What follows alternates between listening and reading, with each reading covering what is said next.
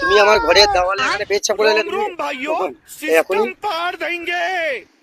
তুমি আমার ঘরের দেওয়ালে মুখ দিয়েছো, আমি দেখেছি বলেই তো তোমাকে বলছি।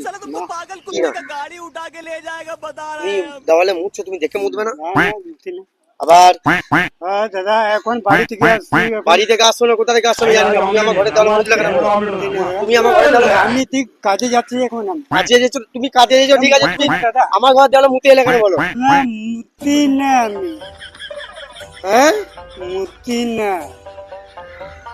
তুমি মুতো না? না দাদা, তুমি পেচ্ছাপ করো না?